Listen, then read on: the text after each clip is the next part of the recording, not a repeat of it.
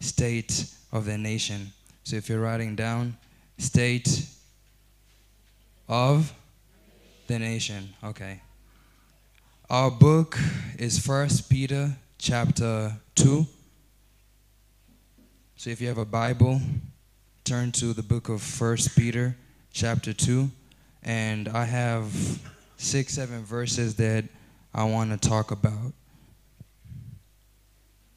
First Peter chapter 2 verse 1. Okay. So put away all malice and all deceit and hypocrisy and envy and all slander. Verse 2. Like newborn infants, long for the pure spiritual milk, that by it you may grow up into salvation. Okay, let's go. If indeed you have tasted that the Lord is good, verse 4. As you come to him, a living stone, rejected by men, in the sight of God, chosen and precious. Let's go, verse 5. You yourselves, like living stones, are being built up as a spiritual house, to be a holy priesthood, to offer spiritual sacrifices acceptable to God through Jesus Christ. Let's go, verse 6. For it stands in Scripture, behold, I am laying in Zion. Let's read that again. Can you everybody stand up? We're reading the Word of God. Msimame tunasoma neno la Bwana. Saa hapa ndo nataka kuongelelea verse 6. So tusome pamoja. For it stands in Scripture, behold, I am laying in Zion a stone, a cornerstone, chosen and precious, and whoever believes in him will not be put to shame. Verse 7, let's go. So the honor is...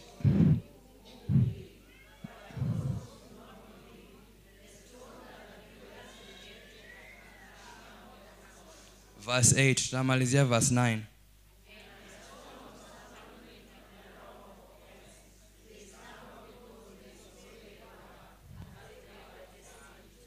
Verse 9, ya mwisho.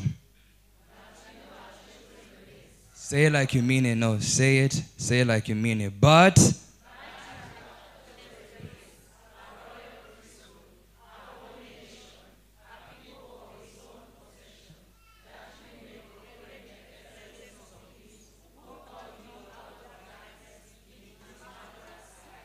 praise the Lord. You may sit down. So my message title is State of the Nation. How many people were here when Gen Z was being killed last year? I mean, everybody was here. The reason why I feel strong about this country, well, because I was born in it, but Kenya, a lot of you guys want to come to America. No, this is America. I want you, clap, clap, clap. Kenya, let me say it. I live in America. Kenya is better than the first world countries. I want you to listen carefully. Kenya is better than America. Better. Sure? Sure, yes. The reason why I'm saying this is because if God wanted you in America, you would have been born in America. True or false? True or false? But God let you be born in this country. Think about that. I know it's simple, but you were born in the right country. You can ask Apostle there. Kenya is better. Kenya is better. So let's stop focusing on nikipata green card, aki. Nikienda nipate madola, and nitengeneze pounds, tawashtua. Pesa zako ziko hapa. Si club. Okay, acha nianze sasa kuhubiri.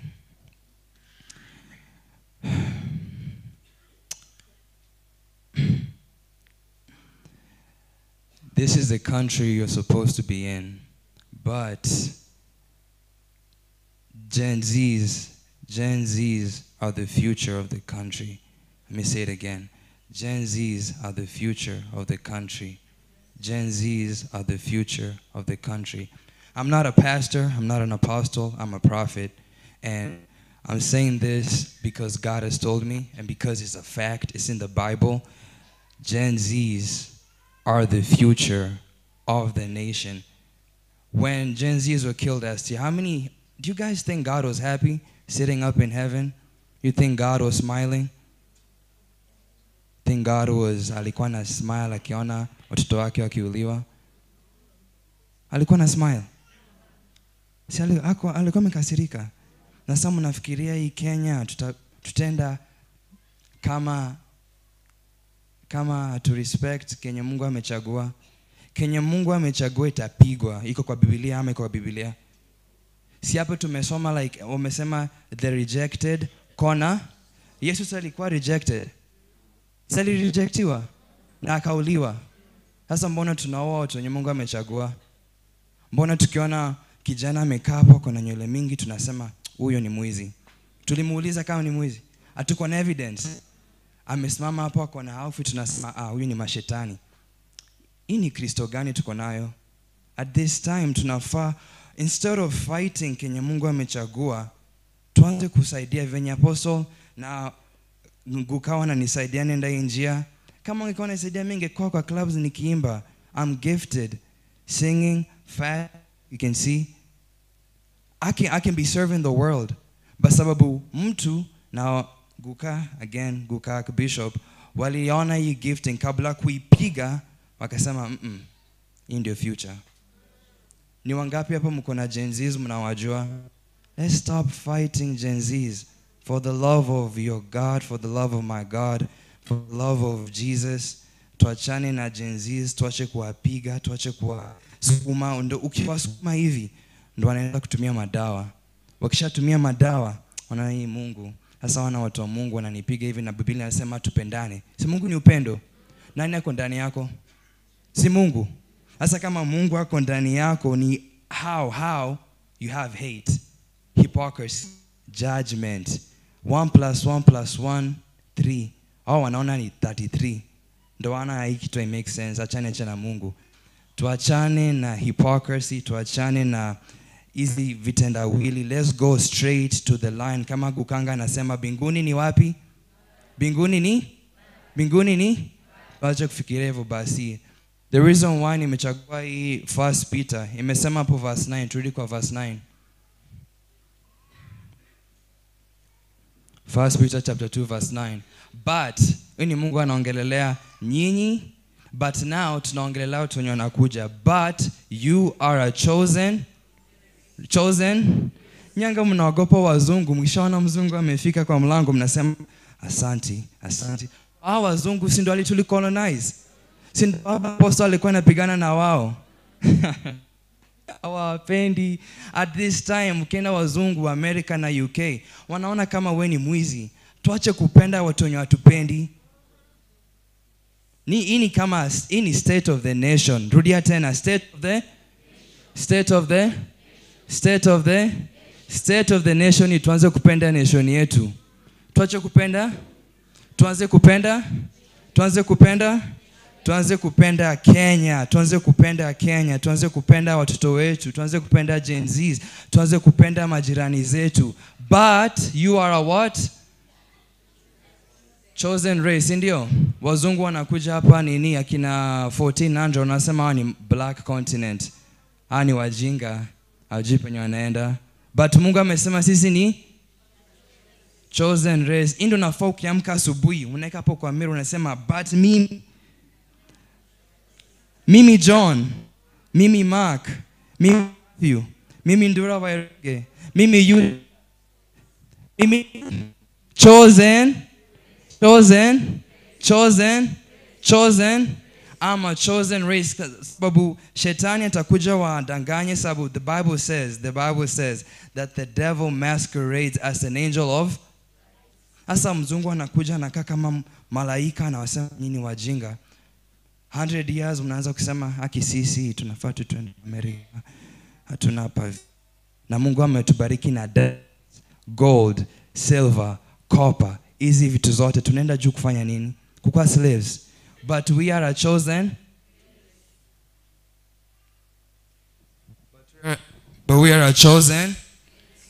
A chosen race. Tuache kujiona kama si ni watumwa. Watumwa wa nani? Watumwa wa nani? Watumwa wa nani? No, si ni watumwa wa Mungu. Tuachane na wazungu, tuachane hizi politics zote, turudi kwa Biblia. But we are a chosen race, a royal, si ndio?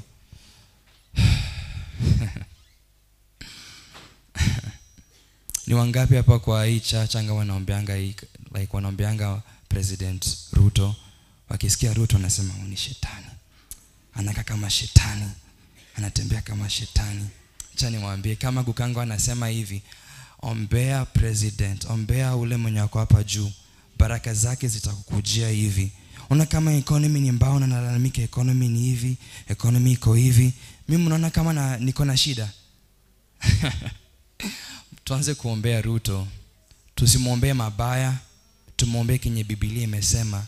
Kama sasa tumeshajijua sasa mimi ni chosen race, ninapenda watu wa Mungu, ninajielewa mimi ni nani, ninapenda taifa yangu ya Kenya, acha niombee mtu mwenye Mungu amechagua. Nafikiria Ruto alifika hapa kama Mungu alikuwa analala wapi? Alikuwa ameretire. Alikuwa anasinzia huko. No, Mungu alichagua Ruto. Tuachane na mambo mingi. My grandfather aliprophesy Ruto atakuwa president 15 years ago, kabla hata watu wajue Ruto ni nani.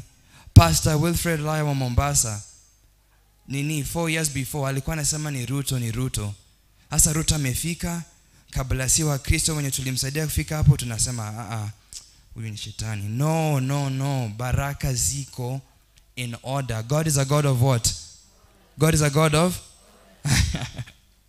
Saka tunajua hivi, mbona tunaenda tukishina Ruto hivi, Ruto 2, Ruto 3, Ruto 4. No, tumuombe. Hii Kenya itenda mbele kama tutaombea Ruto, kama tutaombea the government. Kushinda tukipiga kama sisi ni opposition leader, hatuendi mbali, hatutaenda mbali. Hii ni Biblia. Mimi sijakuja hapa kusema Ruto hivi, nimekuja kusema Biblia. Si Biblia inasema hivi? Sawa. But you are a chosen. Sema kama unamaanisha, sema I am a chosen race. Rudia tena, I am a chosen. Shetani kuja na kuambia uko na shida mingi toto. Sema I am a chosen. Shetani anakuja na kuambia watoto wako wanakunywanga bangi. I am a chosen. Shetani anakuja na kuambia hauna pesa, huni mbele, huni nyuma, huna maisha yako. I am a chosen. Mwambie hivyo, ambia shetani I am a chosen race. Ambia America I am a chosen race. Ambia kila mtu I am a chosen. Sawa. I'm a chosen race, a royal priesthood, a holy. Kenya ni nchi takatifu. Acha nirudie tena. Kenya ni nchi. Bariki nchi yako, bariki grounds. Hii ni prophecy. Ukibariki, kama ni mkulima unabariki grounds. Grounds inakuletea profit. Ukilaani hakuna kitu, sinakuletea miba. Ninahubiri Biblia ama nahubiri mambo yangu? I am a chosen. I am a royal. I am a holy. Okay, sasa tuendelee. A people for his own possession. A people for his own. Trudia tena kama tunamaanisha. A people for his own. The devil doesn't own you. The devil doesn't own you. Let me say this as a prophet. To anybody who's going through anything, the devil doesn't own you. Your mistakes don't own you. The sin you did Saturday doesn't. Your parents don't. God. Na kama Mungu anakuown, utateseka hii nchi ama utabarikiwa? Sema kwa namaanisha. Nita. Na nitaendelea ku. Asante, unanisaidia hapa. Clap for yourself. Clap kwa namaanisha. Ukuja hapa kucheka. Clap kwa namaanisha. Acha shetani asikie. Okay. A people. Shetani anatusumbua hapa leo. A people for his own. Hata hii TV in possession ya Mungu. Hii nyumba ni possession ya. Ana kila mtu anashindanga Apostle Ronge yako hivi, alikuanga anafanya hivi. No, Apostle Ronge is God's. Sasa na maanisha hapo. Apostle Ronge is God's. Apostle Ronge is God's. And this church is God's. So can we suffer? No. Can we suffer? Can we fall?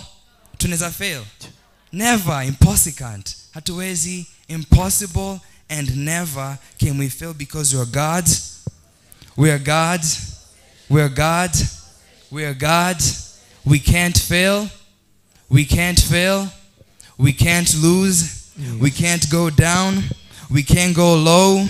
When my bank account says 0, I'm still God's. When I'm sick, I'm still God's. When my husband is being this, I'm still God's. My marriage is still God's. Even when nothing makes sense, I'm still God's. My country is God's. I am God's. I will never fail because I'm God's. I'm God's. Say it like you mean it. I'm God's possession. I'm God's possession. I am God's possession. I am God's possession. Asante. That you may proclaim the excellencies of him who called you out of into his. Sasa Mungu alikuokoa. However, how long you've been a Christian, Mungu akukuokoa ndo ukwamilie hapa useme mimi ni wa Mungu, mimi hivi. No, Mungu alikuokoa uende mbali. Amen. God saved you to go far. God saved you to go. God saved you to go. God saved you to go high. God saved you to go far. God saved you. Mimi ni mbaya, mimi siendi mbali. Watu venye familia yangu hainipendi. Hata mimi nilikuwa namba mwisho kwa kara KCPE. Hata wanijui. Sasa mimi nitaenda wapi? Lakini sasa ukaokoka. Si uliokoka? Si muliokoka? Sasa unaongea sasa mimi ninaenda mbele. Sirudi nyuma. Mimi ni wa kupendwa. I am God's possession. I am a royal priesthood. I'm a chosen nation. I'm going far. I am rich. How can I be poor? How can I be poor? Acha nimalizie. Give me 2 more minutes. I can't be poor, right? Acha nimalizie achana na scripture. I can't be kwa kama mjaluo omera. I can't be poor. I can't. I can't. Sikuzaliwa niteseke. Na sikuzaliwa nikuwe mtumwa. Na sikuzaliwa nikuwe wa mwisho. Na sikuzaliwa niteseke na magonjwa. Na sikuzaliwa watoto wangu ende wapotee. Sikuzaliwa nikae kama sina mbele sina mwisho. Nilizaliwa nikuwe mshindi. Amini hivyo. Soma Biblia yako. I'm just 20. And I believe this, so can you.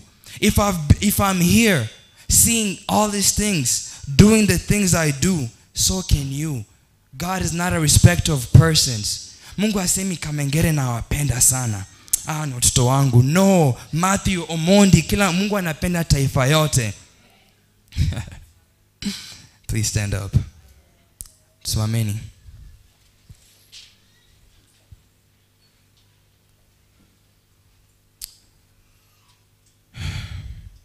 Going forward, this is the 4th month of 2025.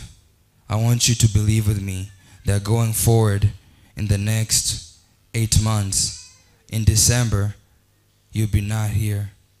I want this word, 1 Peter chapter 2 verse 9, ikuingie kwa mfupa. Uiamini sana hadi useme na hii green card. No, nilizaliwa nikae hapa, nitashinda hapa, hadi saa niende ni overflow. Sasa kama overflow, sasa kama umeshindwa hapa, umeshindwa Kenya, unafikiria utashinda huko? Unafikiria Mungu hakuwa anajua Kenya anafanya? Si Mungu ni mwerevu? Ama Mungu ni mjinga? Mungu ni mwerevu, si ndio? Alifanya uzaliwe Kenya na atafanya ubarikiwe. Your blessings are in. Your blessings are in. Your blessings are in Kenya. And I want you to close your eyes as I pray and I finish my little 20 minutes. Dear God, I am blessed. Repeat with me. Dear God, I am blessed. My blessings are in Kenya. My blessings are in Kenya. My blessings are in Kenya, and I'm going to win. I'm going to win. I'm going to win. I'm going forward. I'm going forward. I'm a chosen nation. I'm a chosen generation. I can't fail. I can't fail. I can't lose. I can't lose. I can't die. I can't die. My mission just started. My mission just started. I'm only going forward. I'm only going forward. Backwards never. Backward never. The devil is under my feet. under my feet. The devil is defeated. I am a winner. I am a winner. I am more than a winner. I am more than a winner. I'm more than a conqueror. I'm more than a conqueror. Thank you. In Jesus' name. Amen and amen. Thank you, my brother. God bless you.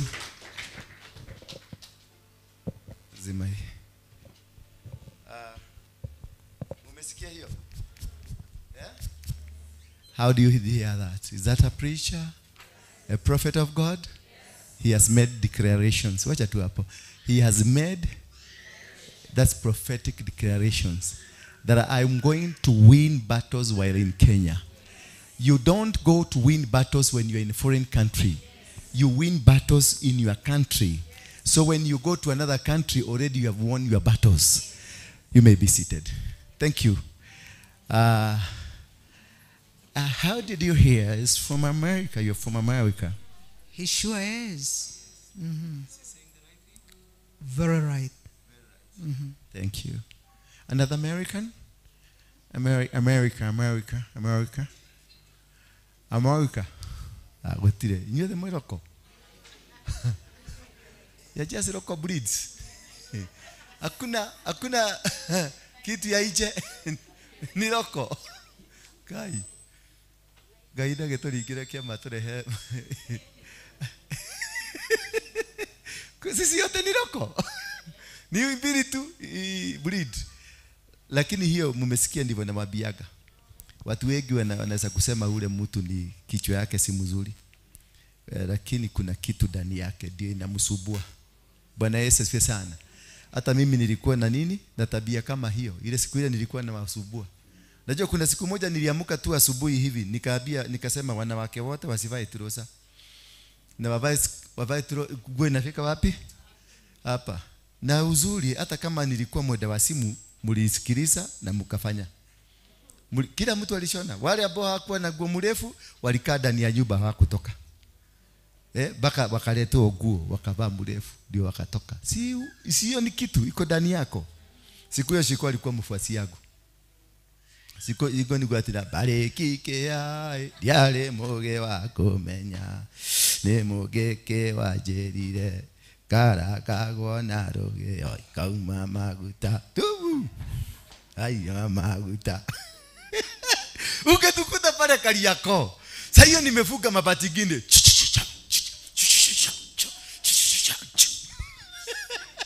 Na sasa hiyo nimevuka shuka. Nilikuwa nimevuka shuka hapa. Sina nguo nyingine. Ni shuka peke yake. Nendo gara. Nendo ngoi. Isi ni shoki. Dungai. Na isi nendo gara. Watu nendo gara. No come yohoro. Ukahe yohoro. Musheraga nau. Tondu no muhahi okorogo naguo ri. No muhahi hoihoretie kenyua ri. Musheraga nau. Eria, aya no arugama. Oka. Adige okararia.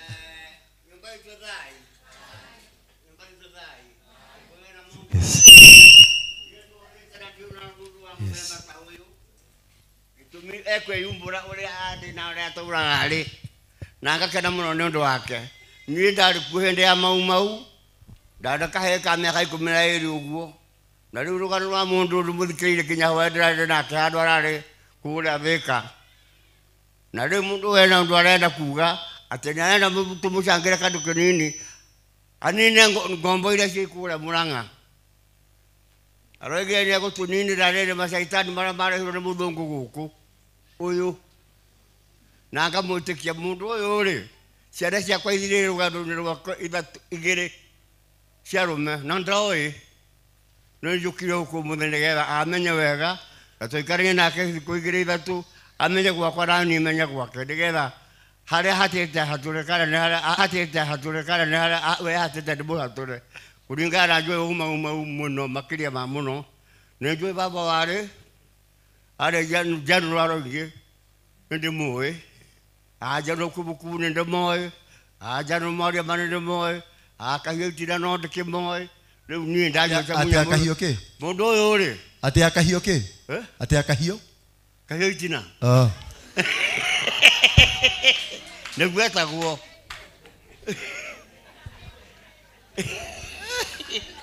ai thai mundu aruto ne ngai goka guku atokure kwa bondera tware mudungu aturahira maundu mere kunina kigongo na gitu na ni angenia handu ha gwataka undu oigeno tikanitha gikinde kigongo na nikio jukire huku nigetha menya atiriri kigongo na kiwarenda atia nakio ona ni ndonye thini wakio tonde muthuri andu aitu nie ndire wa ndigwa ndacigire mwaka ni maitu mwaka wa 50 1950 kure mona wa Embu na riu ndurauka wangwa nengai udete guku rukadora ko utinga kani mundu no ni kwenda kukana na muthuri hanini tuikarete na hadu the thank you nigetha amenye na ajio kiura ngwenda thai nyumba itu thai thai ya ngai thai thank you muno horera nyambo kiroro manyambo ugai kiroro manyambo kirome nyambo ngia kuguru kou yes kama goto twarako bururi akire witu bururi ithe witu Kenya tahio ha turehere wiathi eka matimo muru agiro kobo jaba shaitai kero era wiathi na wiguano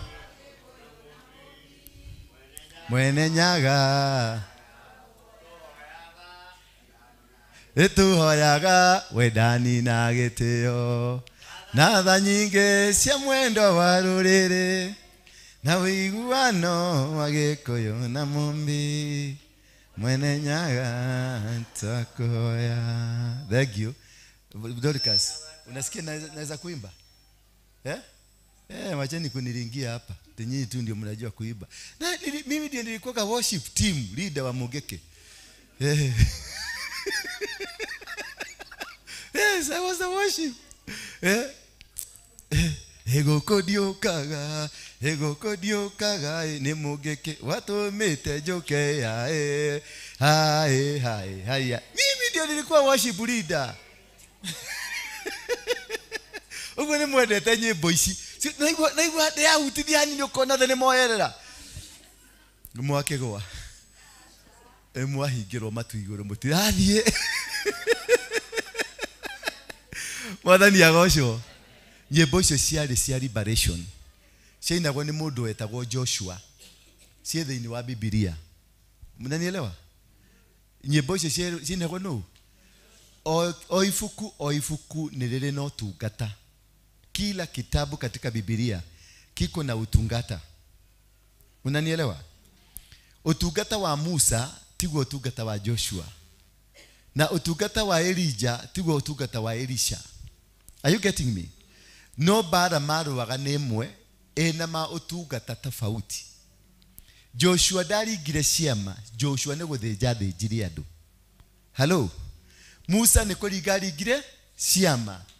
No bara andu aria matongoragio ni Musa nio matongoragio ni Joshua. No face ya cenjia.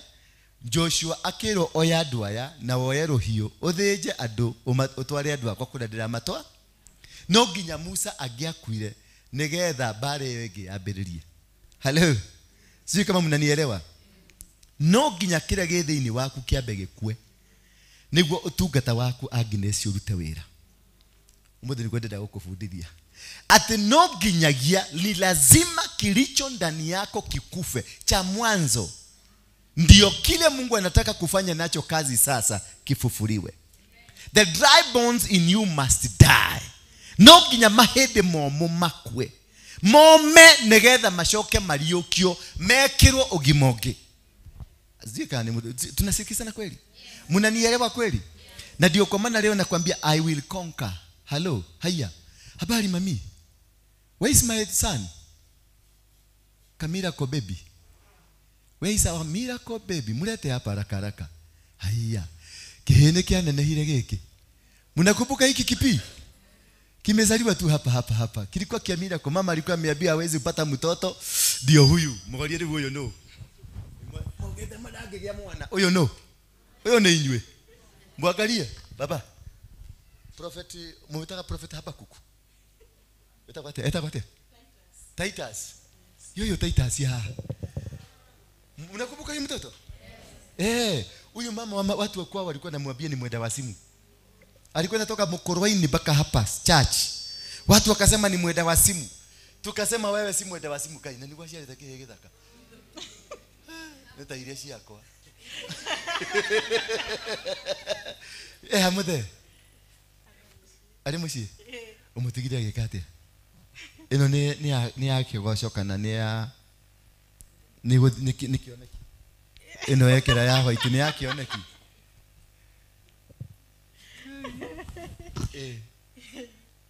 Kuya nate tatwire. Mwana hiya nate. Ni mwega kabisa. Amen. Nakakure. Nanyita. Negatigire kuoga.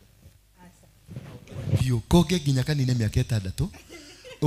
Ugakarugira ngima. Ugakirugira ngima. Iyo ni njamba. Kamurugira ngima, kamunengera kenyo kia ngima, kamunengera nyonyo, karuma ngima, kanyonya. Wadhani agosho.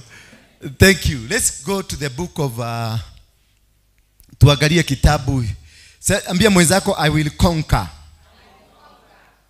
Kwa bure mtu wa nywele kubwa. Si unisaidie tutafsiri ndio tusaidie mpaka shosho. Simkaa hapo tu, simama hapo. Wacha kukuja hapa. Woka hakuja wodhubura. Sasa mimi taongea na Kisugu. Utaongea na Kisugu, wewe unatafsiri. Nikiingia Kiswahili, unaingia Kikuyu. Nikiingia Kikuyu, unarudi Kiswahili ama Kisugu. Utaweza? Nitajaribu. Na tunaenda na speed. Ni sawa. Thank you. Najua lazima utrain makomanda. Mimi natakaga mtu ambaye niko na komanda. Kwa sababu hii ministry yangu ni ya ukomando. Tia dwega. Fafa ito. No tio tidokiura, tio tidokigia, todo niwegire muno. Wanyita, wacha kujisumbua bure. Unikutumu ulitumu hapa. Na ako ndoko hota guikara guku uthie pio ndugacoke guku ringi. Uke utulie niweheirie Ngai. Kama hautaweza kukaa huku utoke kabisa uende. No amurakaririe todo ni akwambararitie. Ulimkasirisha Mungu kwa sababu alikuinua na amekuinua. Na leo Ngai aragire uke uikare haha. Na sasa Mungu ameniambia uje ukae hapa. Second K. Anakupea nafasi ya pili. Ndio mtumia. Unasikia? Nikio mwira go mushere na muthuri uyu. Ndio maana huwa anakuambia utembee na huyu baba. Sababu Mungu anaenda kumuinua. Amutwali hado iguru muno. Anampeleka juu sana. No ena kiogo kiomo. Lakini kichwa ngumu sana. Taihigari ya blue. Kama jiwe la samawati. Akauma thade. Huwa anagonga anatoka. Todo ndali aretekera kuharuruka. Kwa sababu hajakubali kushuka. Todo ni abatirite oro hau. Sababu Mungu amemweka juu. Akakinya gacobere iguru. Akafika juu kabisa. Nona hali iguru. Pale kileleni. Ginya ado muthuri hari na gari cigana. Huyu mzee alikuwa na gari mbili. Acejanagia gari ugo. Alikuwa anabadilisha hivi. Aikaraga to maisha tugitwa iguru ugo. Alikuwa anaishi maisha mazuri. Tatugedora waru igekaraga. Kama vile mimi naishi. Na ndura ni aregetie ni angathetie ugo angathetie. Na mimi nilikuwa nimekasirika vile nimekasirika. Vile yuko. Ugo nigo dangathetie. Hivyo ndivyo nilikuwa nimekasirika. Na ngera Ngai atire wako ni aranyenda ri angore haria ndathi guikara thi. Na nikamwambia Mungu kama ananitaka anipate pale naenda kuishi. Gethi gucaria Ngai ri. Nikienda kumtafuta Mungu. Gutire mundu wanjirite. Hakuna mtu aliniambia. Ngeuka gucaria Ngai tondu ni gucaria Ngai ni andwarire nginya handu. Nikija kumtafuta Mungu kwa sababu kuna mahali alinipeleka. Uria hianirie. Vile alinifanya. Ndamiaga uriri. Nilikuwa naenda haja kubwa kitandani. Ucio ni gwete rugano ru. Umesikia hiyo hadithi? Ndamiaga oriri. Nilikuwa naenda haja kubwa kitandani. Ndathugumaga oriri. Kwa nakojoa kitandani. Naguo njikarite uguo ndaigua mathugumo ni moka. Nikiwa nimekaa hivi nikisikia mkojo umekuja. Nikaraga uguo ngethugumira wega. Nilikuwa nakaa kwenye hiyo style na kojoa vizuri. Gacoka gamamijia mwena na mwena uyu. Alafu na yapepesua kule na Nigetha kule. njiguo rugari. Ili nisikie joto. To ndari na depression. Kwa sababu nilikuwa na depression. Miaka 7 ya depression. Miaka 7. Ndamiaga oriri ndakomaga uguo. Nilikuwa nafanya haja kubwa kitandani, nilikuwa nalala hivi. Nilikuwa nachukua mguu moja juu. Ngamia. Naenda haja kubwa. Gacoka ngamakomera tondu mari no rugari. Alafu nalalia kwa sababu yalikuwa na joto. Ngaigua rugari kega. Na yana joto nzuri sana. Ngaigua wega. Nasikia vizuri mno. Riu kile kiamakirie muthenya umwe ri. Kilichonishtua siku moja, tondu mukodoro ni wabuthite. Kwa sababu ile godoro ilikuwa limeoza. No kage na igunyo. Na ukawa na dudu. Riu ni undu wa kuhia ni mathugumo ri. Kwa sababu ya kuungua na mkojo. Rucini ngekora ni ndiragia na ironda. Asubuhi nikajipata naanza kuwa na vidonda. No itiamakagia muno. Lakini haviko zinastua sana. Tondadhiaga ngoya mugwa nugu. Kwa sababu nilikuwa naenda nachukua aloe vera. Ngahaya mugwa nugu. Nachukua aloe vera. No nachukua mugwa nugu. Goya mugwa nugu. Goya mugwa nugu. Nachukua mugwa nugu. Ngehaka gukoma. Najipaka kuna kauka. No rucini rumwe ri. Lakini asubuhi moja ndokirire ngikora ndina igunyo mwiri mugima cia white. Niliamka nikajipata nimejaa wadudu weupe mwili. Ciracera cera uguo mwiri. Wanatembea mwilini kwangu. Cietagwo ing'ang'o. Igago. Cietagwo igago, zinaitwa igago. Zinaitwa vile wamesema. Igago. Hivyo. Riu ciajeraga mwili wothe. Zilikuwa zinanitembea mwili wote. Riu kile kianjukiririe ri. Kilichoniamsha. Ciarigire haha kanua. Nilisikia zinaingia mdomoni. Riu ngigwa ni ciaconya uguo cirenda gutonya kanua thini. Nasikia zinapanua mdomo wangu zinataka kuingia mdomoni. Ndio mundu murevi na mundu utete bao uri akomaga. Na unajua mtu mlevi anavolala. Akomaga kahiaga. Mdomo ukiwa wazi kabisa. Na akorete ritho ta mundu mukuo. Kiwa amekodoa jicho kama mtu mfu. Riu inge ciari kanua. Zingine zilikuwa mdomoni. Na inge ciari guku manioro-ini. Na mengine alikuwa anaingia puani. Nilipo amka usingizini nikafanya hivi. Nikasikia hazitoki. Ngihinguria maitho. Kafungua macho. Ngiona cie haha ndina grab. Nasikia kama nazitafuna. Nikazitema. Cikigwa ithano. Zikaanguka 5. Korora mwiri ri. Kuangalia mwilini. Ngiona nyamu ciracera guku. Nikaona kuna vitu vinatembea. Ngicieka uguo. Nikaviondoa. Cigeiteka. Zikamwagika. Nidajirie kurira. Nikaanza kulia. Tondu ndimenyaga niki kianyitire. Kwa sababu sijui nini kilichonishika. Na ndajia kurira ndajia kwiuria tena. Na nilipoanza kulia nikajiuliza hivi. Ngai uregete kunjuraga niki? Mungu mbona hauniui? Wareka ndie thina uyu niki? Mbona umeacha nipate tabu? Onokoro nidakuhiteirie ri. Hata kama nilikukosea Mungu. Urahitiria niki? Mbona unanikosea wewe? Ndugite nduri kwirihiria ni kuru. Ile ndugite kwirihiria ni kuru. Si umesema kuna wakati wa ubaya? Hapana. Ile ndugite kwirihiria ni uru. Si umesema kujilipizia kisasi ni kubaya? Niki giratuma wirihirie? Kwa nini unajilipizia kisasi? Then giuma nikatoka. Ngethie ongenungaga. Nikaenda nikinuka tu hivyo. Giumagara uguo. Nikaenda zangu. Higo ndaikaraga Ngong'u. Nilikuwa naishi Ngong kipindi hicho. Niho ndacamanirie na Muguruki. Ndipo nilipokutana na haria hethoko ya Ngong'u. Nilikutana na kichaa katika soko la Ngong. Muguruki ucio akinjira atiriri. Kichaa akaniambia hivi. We kirimu giki. Wewe mpumbavu wewe. Muguruki uyu. Kichaa wewe. We Muguruki we. Wewe ni kichaa. Ukiri na ngoma nyingi muno. Una pepo nyingi sana.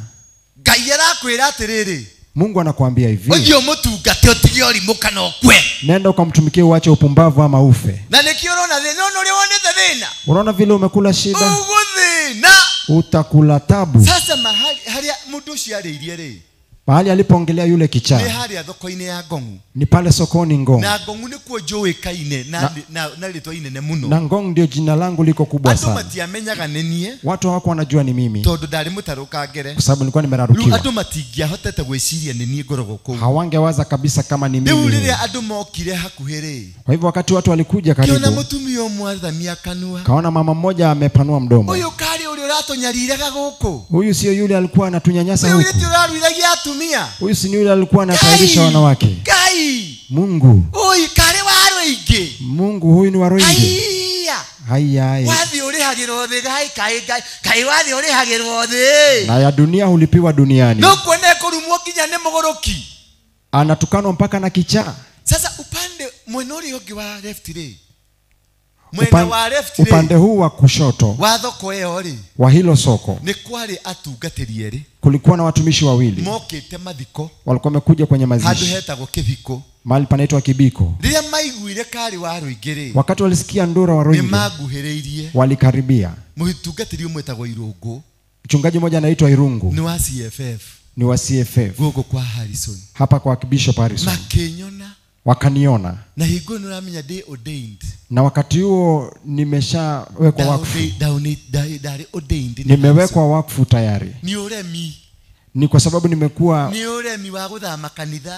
kuhama makanisa na kusema sitafanya kazi ya utoto wa kukaa chini ya mtu nipa masharti.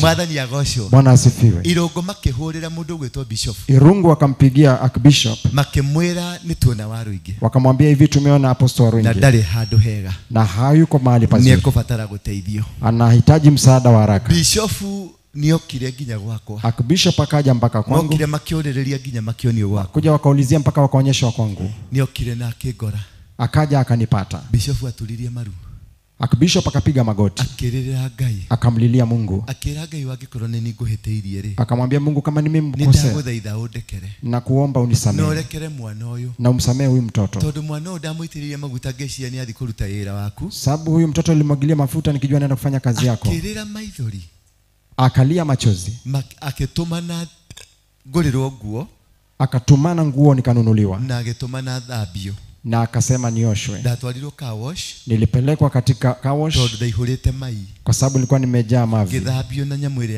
Nikaoshwa na mashini ya car wash, nikaoshwa vizuri mpaka nikang'aa. Kwa nimejaa vidonda mwilini, nikapelekwa hospitalini. Na kuanzia kipindi hicho askofu akanichukua tena na akanilea upya mpaka sasa hivi nimesimama. Ni mzee wa maana, ni mzee wa maana. Usitake kufika hapo nilipofika, kwa sababu sisi wanaume sisi na tunapenda upingamizi sana. Na kwa sababu sikuwa nataka kuongea maana, kwa sababu uko hapa na familia. Na sasa nikiona shida na wewe, ndio ninawe mikono, ndio maana nimeongea hivi. Nyenyekea kabisa. Hata ukipata kunafagiliwa makuoshwa, hebu ndugu chukua ufagio. Hata ukipata choo kinaoshwa, brother chukua mopa uoshe choo. Acha kupingana na Mungu. Amekuteua na kuna watu ambao wameandaa mahali, ni wewe tu unaweza kuongelesha. Na akipatikana afe mmoja kwa hao wamewekwa mahali, utafinywa finywa. Na vile wanaenda kuendelea kushika vile uko kwako, ni mtu mwingine anakuletea. Ndio unaona Mungu amekufinya, anaenda akikufinya,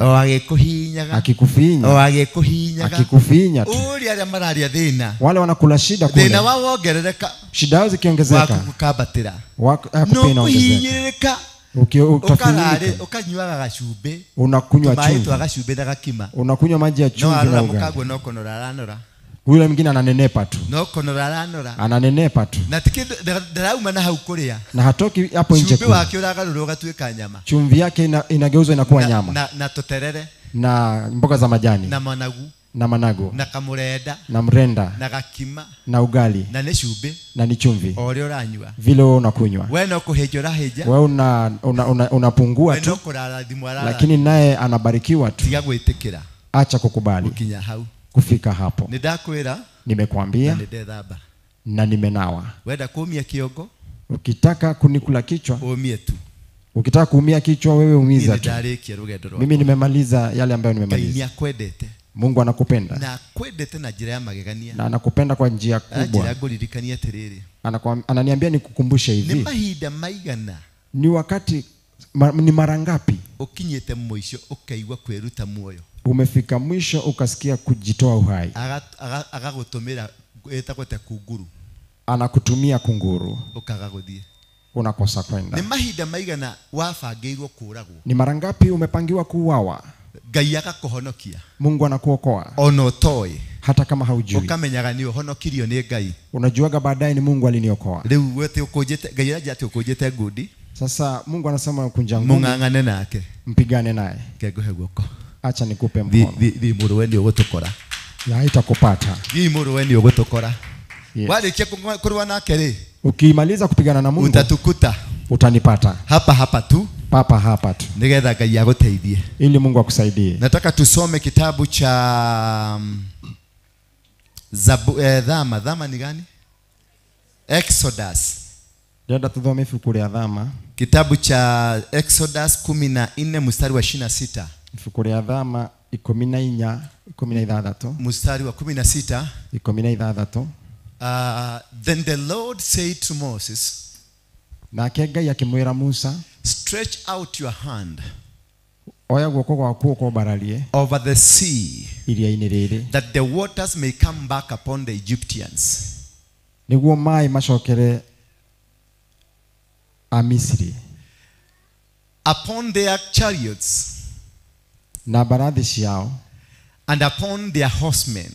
Na andũ arĩa mena mbarathi. Verse 27. Mũhari wa 27. So Moses nake Musa stretched out, so Moses stretched out his hand over the sea, and the sea returned to its normal course. When the morning appeared, as the Egyptian fled into it, the Lord threw the Egyptian into the midst of the sea. Mtu mmoja seme amina. Amen. That you are faced by challenges. Wewe unayepitia changamoto. That you have come to an end. Umefikia mahali of your life. Katika maisha yako. Nothing is working in your life. Hakuna kitu kinachokwenda maisha yako. There is no progress. Hakuna kuendelea. There is no success. Hakuna mafanikio. Nothing is working. Unajaribu chochote kile unajaribu hakiendi. The friends are not able to help you. Rafiki zako hawako tayari kukusaidia. Your parents are not able to help you. Hata wazazi wako hawawezi kukusaidia. Your people around you are not able to help you. Hata wale wamekuzunguka hawawezi kukusaidia. You have come to a dead end. Umekuja katika mwisho wako kabisa. The children of Israel, wana wa Israel, they had come from Egypt. Walikuwa wametoka kule Misri. And at some point, na ikafika mahali, at some point, kwa wakati mmoja, at some point, kwa wakati mmoja, they had persuaded Moses, walikuwa wamemletea fujo sana Musa, let us not get out of Egypt, kwamba sisi tusitoke huku Misri. We are not yet ready. Hatuko tayari. We need to live with these people. Tunahitaji kutoka. They are our bosses. Hawa ni mabosi wetu. Where we are going there is no food. Huko tunaenda hakuna chakula. Where we are going there is no nothing. Huko tunaenda hakuna chochote. Let us remain here. Acha sisi tubaki Misri. Moses prophesied. Musa akatabiri. And he told them. Na akawaambia, the land that you are going. Kule ambapo Mungu amewaahidi. The land that we are going. Kule shamba kule it is the land of honey and milk. Kule Mungu amewaahidi ni kuna asali na kuna nyama. But nobody could believe it. Lakini hakuna aliyeamini. Because it was not imaginable. Kwa sababu hawangeweza kufikiria. Nobody could even think about it. Hakuna mtu angeweza kufikiria kuhusu hiyo. Nobody could think about it. Otile modo ogeshiririe maundu mau. And nobody could imagine that there is anything beyond Egypt. Na gotile modo ogeimagine kana nobody could even think there is anything that you can find beyond Egypt. Otile modo amenyaga kano because the land they knew was the land of the desert. Ne tondu kuria merirwo ni kuria mari ni Canaan was a desert. Canaan yari ni thi tari kindu. Yari weru. Ndio kuhotana na keu. Huyo ni jensi. Nani mkikuyu hapa anajua kutafsiri vizuri? Okahari. Ngoigeria wera omuthe. Na urute sadaka ya kuigera buri ya muragano. Yes. Canaan was a land that had no rain. Canaan wali furori utari na mbura. It was a desert. Wali weru. And nothing was growing. Moses was just prophesying. And he was telling them, if we come out of this land, we are going to enter into the land of our fathers, a land that was blessed, And they say to him, the land is desert. They told him, the land you are talking about has got no what you are saying about. You are just lying to yourself. And you want us to go and die. But God did some miracles. And they believed in Moses. And after believing in Moses, they decided to go with Moses. As they were going, they neared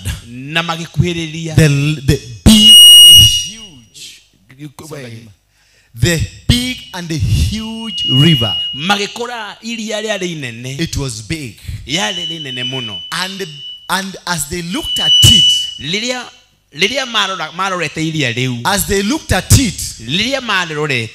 they said, this we cannot be able to go through. We cannot be able to cross over. It is bigger than us. And immediately, looking behind, they saw the Egyptians with their chariots and weapons and the horses with all manner of weapons. They were advancing towards them. They were coming towards them. The children of Israel turned to Moses and they told Moses, so this was your plan. So this was your plan. You bitch, you idiot. You wanted us to come and die here in the desert. Were there no graves in Egypt? Were there no graves in Egypt that we could be buried there? And Moses also found this thing, it is not working. This God, it's like he's turning against him. He also started crying. He also started crying. As the children of Israel were crying, Moses started crying. And God from heaven called upon Moses. Moses, where are you, Moses? Moses told him, God asked Moses, why are you crying? Why are you crying? Because God was wondering, what kind of a person is this one?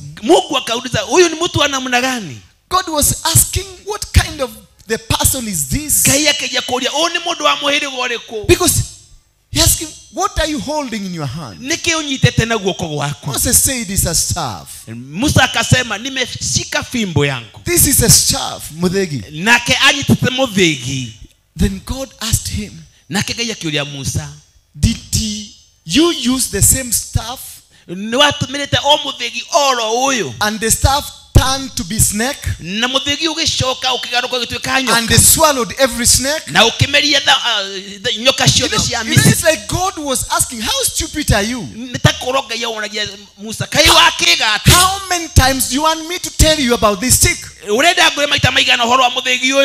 many times do you want me to tell you that you have the power? How many times will I tell you you are the king? How many times do you want me to tell you you are blessed? Why are you not understanding me? That is the reason he asked, what are you holding? What are you holding? That is the reason God asked him. He wanted to ask him a different question. How many times do you want me to explain to you that you are my prophet? Because so many people here are blessed. You have the glory of God. You have the blessings of God.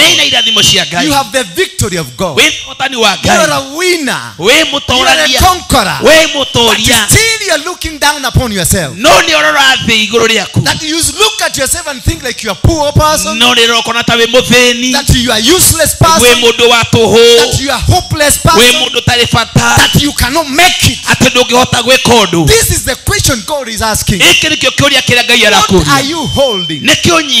What are you holding? Because God knows He has given you power. He said before you were born, He knew you and He had set you apart so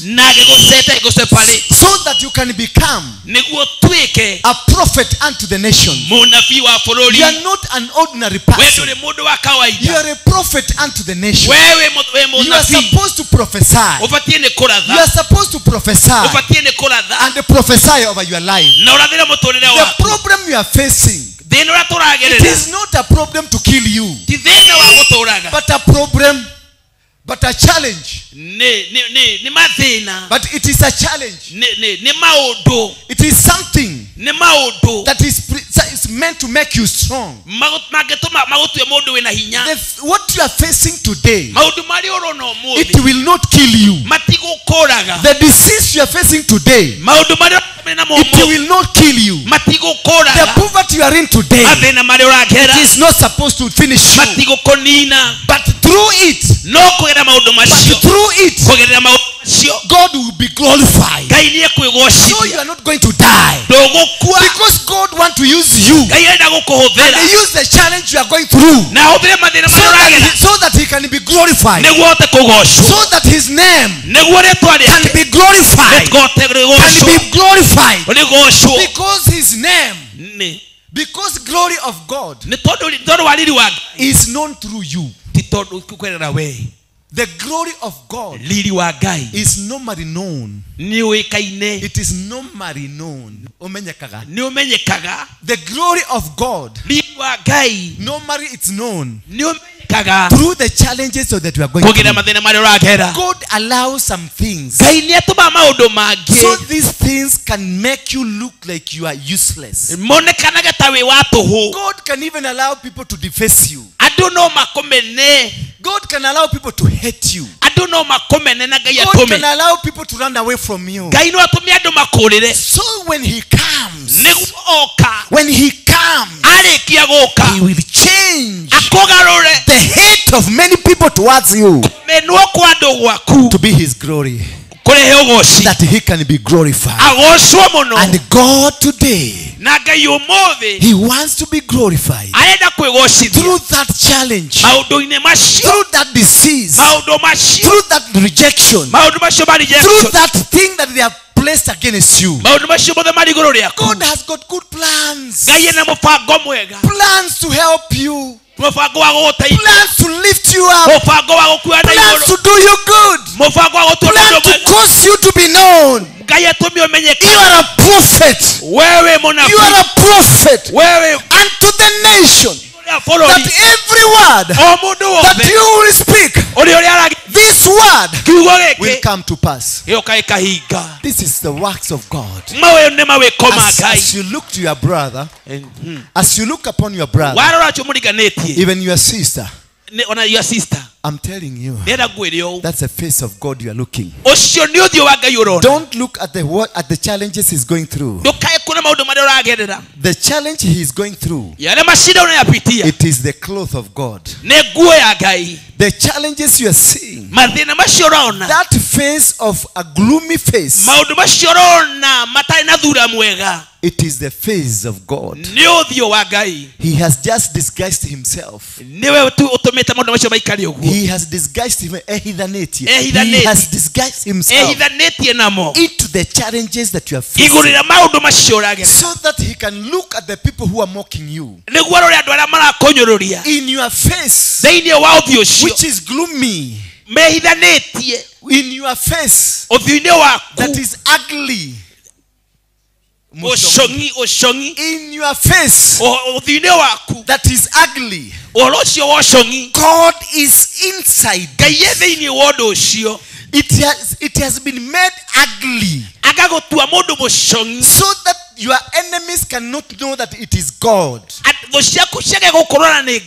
Because if they knew it is God, they will pretend to you that they love you because they have seen you are God. But God will come to you and make you ugly today so that you may be able to know who are your friends and know who are your betrayers. And once you see them, God will remove the mask. Then they will see the glory of God.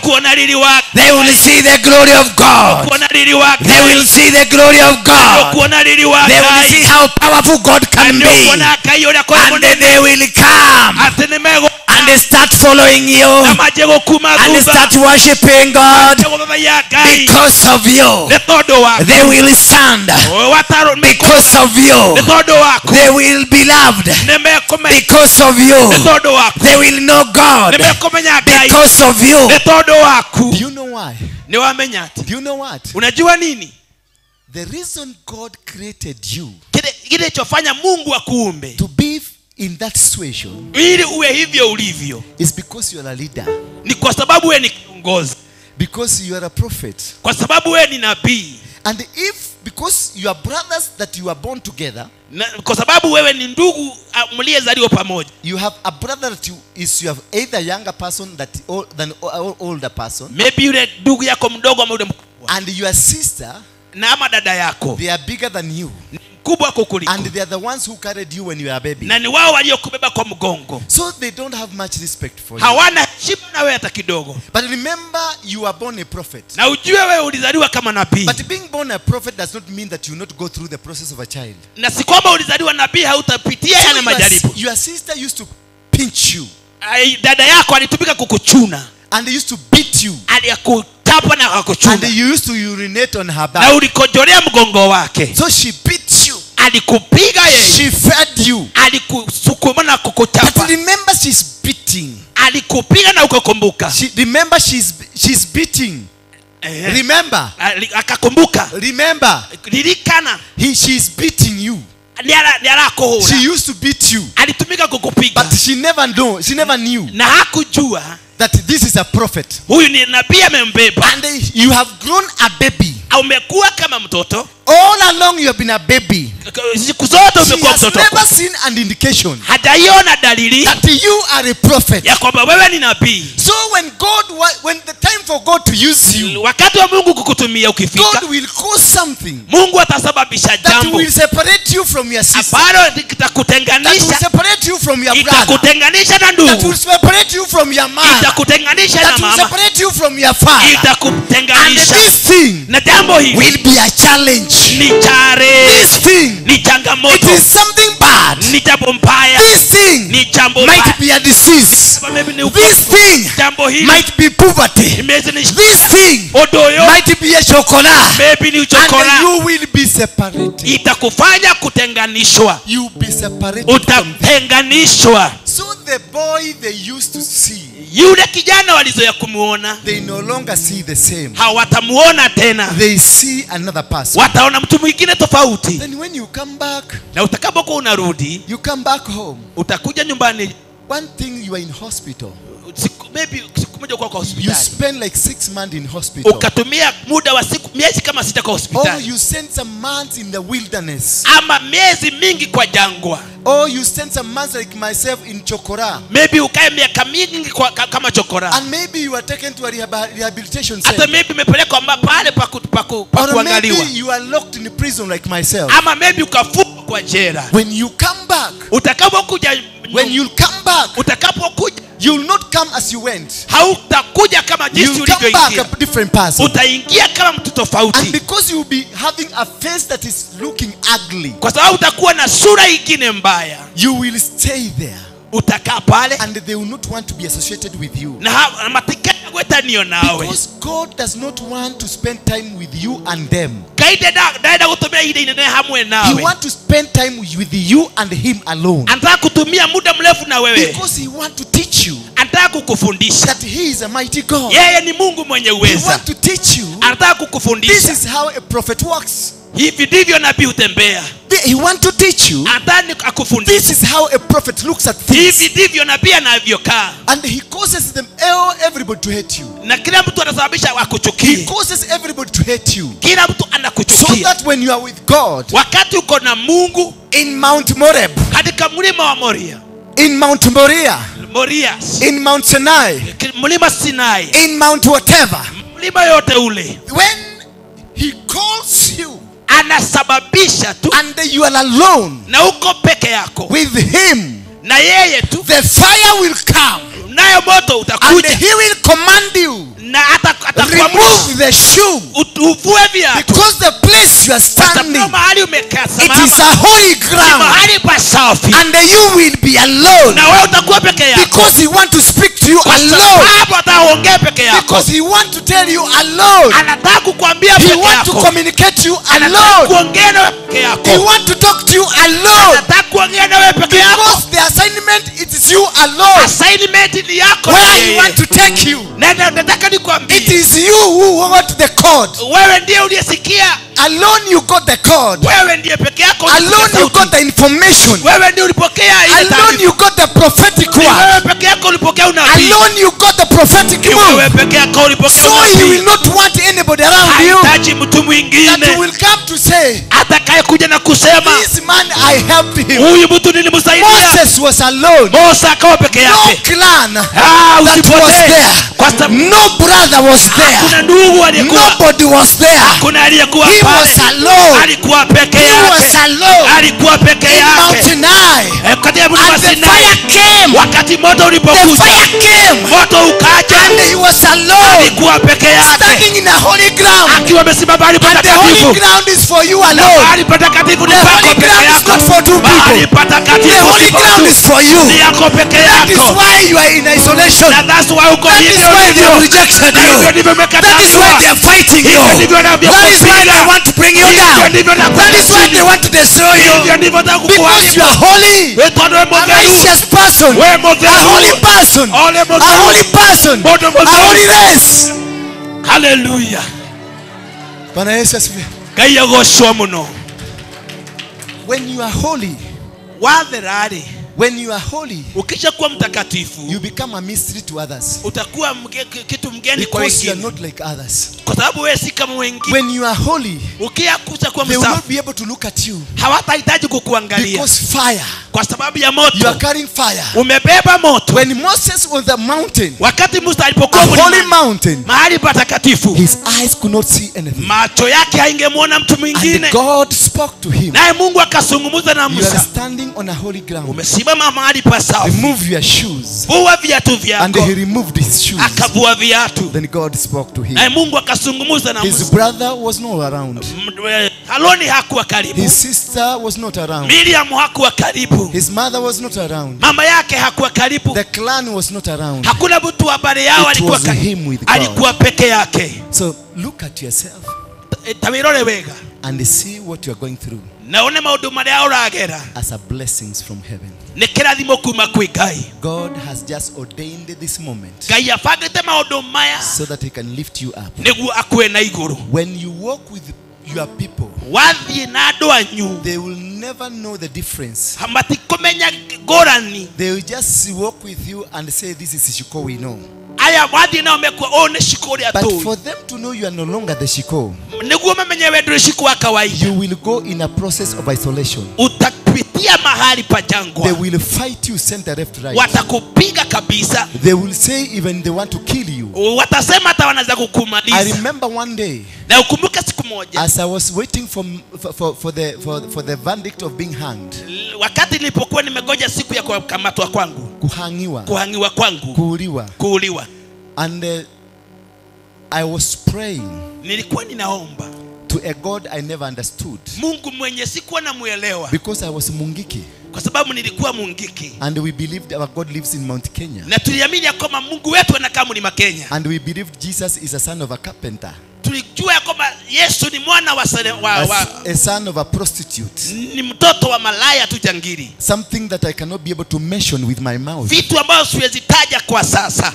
But when I was in prison awaiting for the hanging, wakati nilipokuwa kwa gereza nikigoja kunyongwa kwangu, my God of Kirinyaga disappeared. Mungu wa Kirinyaga alipotea. And I found myself calling Jesus Christ. Nikasikia simu yangu ni kama inaita Jesus. I remember I was in a toilet.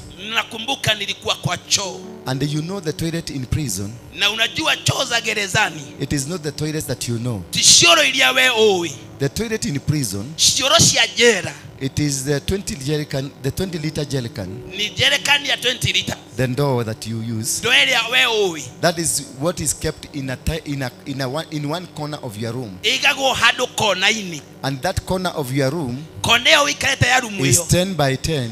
Ni kona ya nyumba ya 10 by 10. Holding 20 or to 30 people. Imebeba watu kama 30. You sleep like logs. Mnakaa kama miti tu. And in one corner, that is where your toilet is. Na hapo kona moja choo iko hapo imewekwa. And this jerrycan, na jerrycan hii, it is the same jerrycan that brought you food yesterday night. Na hiyo jerrycan ndio nikuletea chakula jana usiku. So in the day it is used to carry food. Wakati wa kubeba chakula. In the day it is used to carry food. Siku ambayo inatumika kubeba chakula. In the day, mudhenya, it is used to carry food. Mchana inabeba chakula. In the night it's used to carry pupu. Usiku inabeba.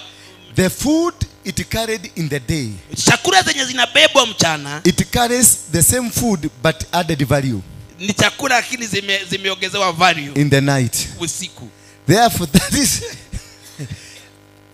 so while I was sitting on the door, wakati nikawa nimeketi kwa door hapo, and you make sure you don't poo in a big sound, na hautaenda choo kwa sauti kubwa, you do it like a kanyau, unapupu kama paka tu, because you don't want to interfere other people who are sleeping, usitaki kusubua wale ambao wamelala, and you make sure you don't producing poo that is snookering, usiachilie poo ambao imenuka sana, because it will cause the entire room not to be habitable. Itakuwa nyumba hiyo kama itakuwa na harufu mbaya. So it is total torture. Ni torture ya kiwango cha juu. So as I was on it, wakati nilikuwa juu ya ndoo, and I was diarrheaing, nilikuwa ninahara, because every system of my body was not working, system zote za mwili wangu hazikuwa zinafanya kazi, because of trying to figure out how I am going to die, kwa sababu nilikuwa napiga hesabu jinsi nitakavyokufa. I was just figuring out, now I am not going to see the people I have here. Sasa napiga mahesabu sitaona watu hawa nako nao hapa. I was now looking at where am I going, mahali naenda ni wapi, who am I going to meet there, na watu aina gani nitakuta kule, what kind of people are there, ni watu aina gani wako kule. Somebody in prison who is an atheist was telling me that when people die, mtu mwingine mfungu alikuwa akiniambia, he was telling me when people die they become a kanyau, watu wakifa wanabadilika wanakuwa paka, wengine become a kadogi, wengine wanakuwa kama others become mosquito, others become rats. So I was trying to figure out, nilikuwa napiga hiyo hesabu, how will I come back? Will I become like a rat? Nitakuwa kama nitabadilika niwe kama so paka. This gentleman told us how you behave on earth, mtu mmoja akaniambia venye unajifanya hapa, that is how you will come back. Hivyo ndivyo utakavyokuja. And because I was a thief, kwa sababu mimi nilikuwa mwizi, when I was around here, wakati nilikuwa just with you, I figured out, nikaanza kupiga mahesabu ile. I saw what steals. What is this that steals? Then I say a rat, sometimes it steals. A mosquito will come and take your blood. Hata lwage na kunywa damu. I saw a dog kama umbwa tu, eating people's food. Inakula chakula za watu. A kanyau eating people's food. Paka inakula chakula za watu. So I tried to figure out. Nikaanza kuangalia nitakuwa nini. And while I was peeing in my door, ni wakati nilipokuwa kwa door hapo, I told Jesus, nikamwambia Yesu, if I come back, nitakapokuwa ninarudi, I will want to come like a kapusi. Nitaka kuwa kama paka, because I will live in people's houses. Nitakaa kwa nyumba za watu. And another mind told me you will come like a mosquito. Na mawazo mengine kaniambia nitakuwa kama and I saw how we beat mosquitoes. Na venye tunapiga umbu. So I saw if I come back as a mosquito, dasho katarwagiri, I will die the same day I come back. Nitakufa tu hiyo siku. So I wanted to when I come back I live a little bit longer. Nilikuwa natamani niishi kidogo. So I was asking Jesus, nikaanza kuuliza Yesu, make me a kanyau, nifanye kama paka. And while I was peeing, na nilipokuwa I saw myself a kanyau, nikajiona kama paka. And I did a sound, meow. Nikatoa sauti kama paka. I prepared myself how I'll come back. Nikaanza kujiandaa kuwa kama paka. And I said, meow, meow. The The voice did come well. Kama sauti ya paka tu. Everybody in the room shouted. Kila mtu aliyekuwa kwa nyumba akacheka, wewe ni nini? Puguza bagi. Nyanyi ya bagi. Then I reduced my bag. Nikapunguza bangi. Then I sat again on the door. Nikaanza tena kaudia tena kwa door. I thought I saw myself coming as a dog. Nikaona kama nitakuwa kama umbwa. A dog was a bit better than a mosquito. Umbwa ni kidogo mzuri kuliko umbwa. And I said, "Wow, wow, wow, wow." Nikasema kama umbwa, sauti hiyo ya umbwa. They shouted at me. Wakamshukia bagi. Ni nini? Dupunguza bagi wewe. I saw again they have stopped the dream. Sasa nikaanza kupunguza hiyo kama ndoto. I saw again they have stopped the dream. Nikaona kama they interfered the dream of a Kanyau. Wakainterfere na hiyo. Because I was trying to make that Kanyau once I'm going, because there were 2 weeks remaining. Ni kama wiki kama 2 zilikuwa zimebaki. For me to be hanged. Niwe nipate kunyoa. So I was trying to practice. Nikaanza kufanya mazoezi. And making it happen.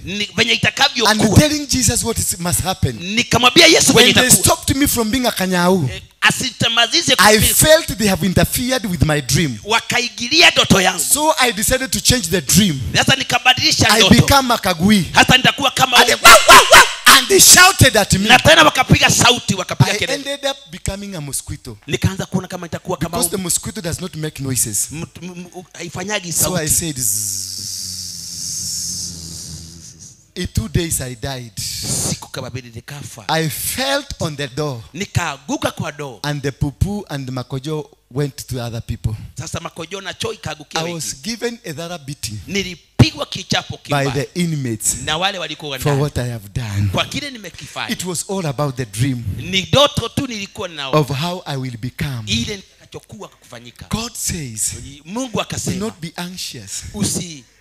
Do not be anxious. Usifadhaike. Usifadhaike. Do not be anxious. Usifadhaike. I wait for that time. Ngoja siku that God has appointed for you. Mungu ana mpango. Because God has got good plan. Mungu ana mpango mzuri na wewe. The plan not to destroy you. Si mpango wa kukumaliza. The plan to make you a better person. Mpango wa kukufanya I had already decided. Ni datu itaitwa. I want to become a Kanyau. Nitakuwa paka. I had decided. Ni datu itaitwa. I want to become a dog. Gutuikagui. I had decided. Ni datu itaitwa. I want to become a mosquito. Nikwenda gutukarwagi. And I became 3 of them.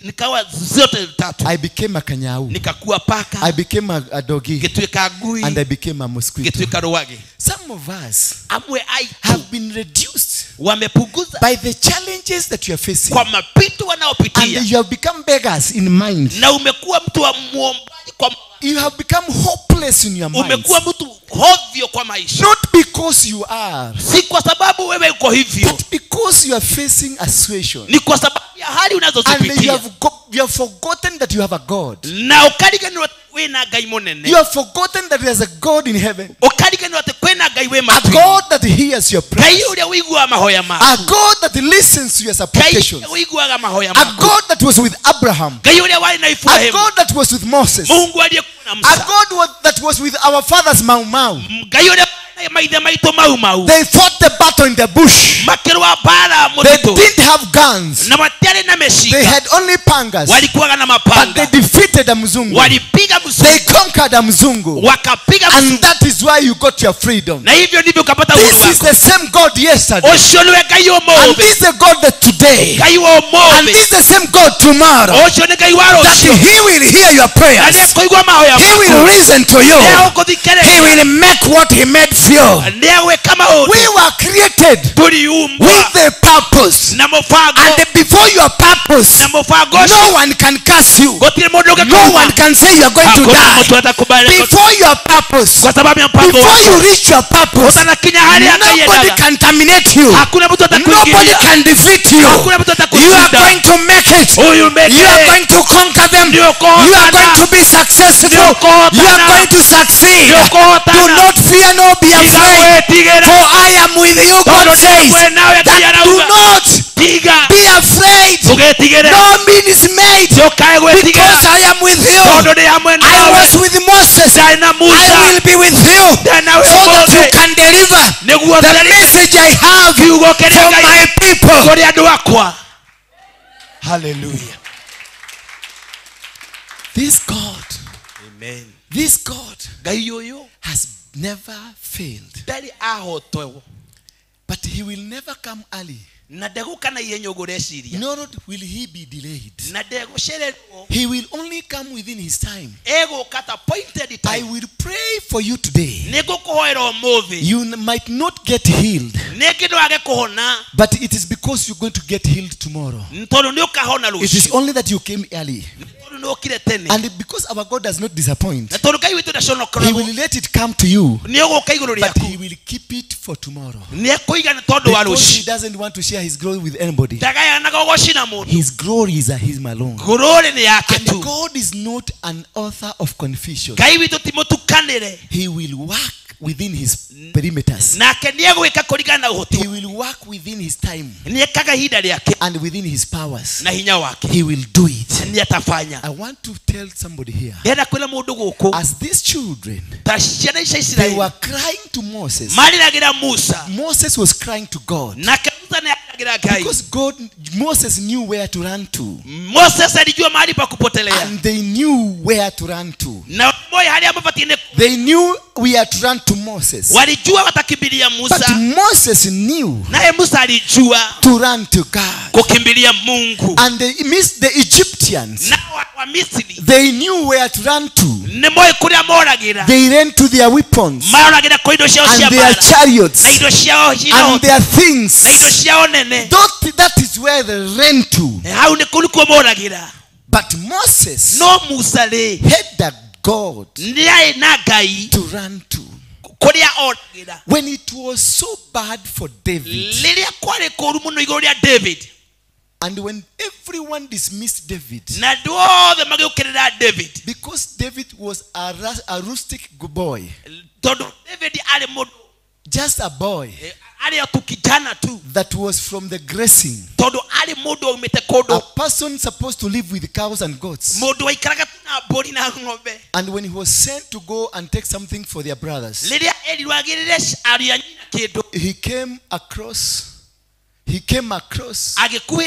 and he heard people saying, there is a Goliath, a huge man who nobody can dare him. David with his kiherehere, he overheard what they were saying. Then he asked them, what is that are you talking about? They told him, tumia kanwa kako. Nikio lauga. Unasema nini? Na kiherehere giki yako. Wewe una kiberebere mingi. Tumia kanwa kako. Funga mdomo wako. Then akina Jonathan and everybody, na akina Jonathan na wengine, and the people around there, na wale walikuwa hapo karibu, they said, this man nobody can touch. Huyu mtu hakuna mtu anaweza guzika. But inside David, lakini ndani ya David, there was an anointing kuwa na upako that was telling him, abodi kuwa kimwambia, you are more powerful, wewe una uwezo, you are more stronger, wewe una nguvu than this man, kuliko huyu mtu, and this is your time, na huu ni muda na wakati this is your time, huu ni wakati wako. The God of Samuel, Mungu wa Samuel, who anointed you, aliyekupaka can be revealed through you. This is the time, huu ndio wakati, the anointing upako that was given to you through the servant of God, Samuel. This is the time. Tell your neighbor, this is the time. Tell your neighbor, this is the day. Tell the neighbor, this is the time. This is my day. This is my day. I am small like David, but today this is my day. My God, my God will be seen. They have dismissed you, but my God is not dismissible. They have said you are useless, but my God is not useless. They have said you are hopeless, but my God is not hopeless. They have said you are going to die, but my God does not have a grave. I am not going to die. They have said people are going to be destroyed, but my God will never destroy you. My God is not yet finished with me. I have a purpose. Tell your neighbor, I have a purpose. Nikona sababu. Tell your neighbor, I have a purpose. I have a purpose. I am not dying. I am a conqueror. conqueror. Mimi ni mshindi. Mimi ni mshindi. They said, wakilisema, you are going to die. wewe utakufa. They said, walisema, they have cast you. wamekulaani. They said, walisema, they have brought you down. watakuleta chini. Do you know what they said? Unajua walisema nini? They are going to shut that ministry. Watafunga hiyo huduma. So it is not about you. Si kwewe tu. It is about the ministry. Ni huduma. I don't know whether you got it. Sijui kama unaelewa hii. It's not about you. It's not about it is you. about that what God has given you. That is what that is making them unhappy. That is why they want you to die, so that they can kill which is in you. That is why they took Jesus to the cross, so that they can kill that which is in Jesus. But I want to tell you tonight, they are lost. They cannot say me. They are not going to say me, because I am a chosen nation. I am a chosen race. I am wonderful. I am created with a purpose. Mpango wa Mungu. You may be seated. Sit down. Keni Sit chini. down. Keni chini. Sijaanza. Sijaanza diabetes. I'm starting. Ni kwanza ninaanza. I'm telling you, I was organizing my ministry. Napanga huduma yangu. I was organizing my ministry. Nilikuwa napanga huduma yangu. And this ministry. Na huduma hii. I was given it when I was to be hanged. Nilipewa huduma hii wakati nilipokuwa ninanyongwa. The judge mwenyewe of the Republic of Kenya, ambaye ni mataifa la Kenya, declared that I'm going to be hanged until die. Akasema nitanyongwa. We requested the president, tukauliza hata president mwenyewe, at the power of mercy, kwa huruma za the power of mercy,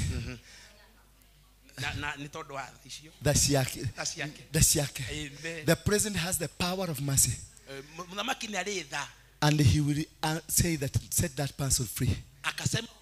No, he will say, atasema release that person, huyo mtu aachiliwe, or put that person to life sentence, mfunge maisha, or arrest, put him under a sentence of years, ama mfunge kwa miaka kiwango. But the president then Moi refused, and they said the man has to die. Akasema mtu anapaswa kufa. But I remember one day Mr. Njuguna came. Naye nakumbuka siku moja mtu anaitwa Jogona akaja. Jogona is the hangman. Jogona ni muuaji. The one who kills people in prison. Ambaye anaua watu, kunyonga watu gerezani. And he came to prepare me. Na akaja kunitayarisha. 3 days before the hanging. Siku kama 3 baada ya hiyo siku ya kunyongwa. They came and prepared me. Na akaja na akanitayarisha. And he told me you are going to die. Na akaniambia Dora, leo ujipange sababu unakufa. 3 days from today you are going to die. Siku kama 3 zinakuja utakufa. I told you Mr. Njuguna. Na nikamwambia Jogona, sikiza. We ng'ombe. Wewe ni ng'ombe tu. We gui. Wewe ni ubwa tu takataka. We shaitani. Wewe ni shetani. Digokua. Sitafa. Celebrate Jesus. Mpigieni Bwana makofi mazuri. Remember the time I was worshiping the God of the mountain. Wakati nilipokuwa ninamwabudu Mungu wa mlima. I was not with Jesus. Sikuwa na Yesu. And after 2 days, na baada ya siku 2, the Catholic father came. Father wa Catholic akaja. He prepared me. Akaniandaa. And he did and gave me the sacrament. Akanipatia sakramenti. The final one. Ile ya mwisho. He went. Na akaenda. Mr. Kimani came. Naye Mr. Kimani akaja baadaye. He's from the Protestant church. Naye ni hizi makanisa tu. He came and prayed. Na akaja na akaniombea. My final prayer. Maombi ya mwisho.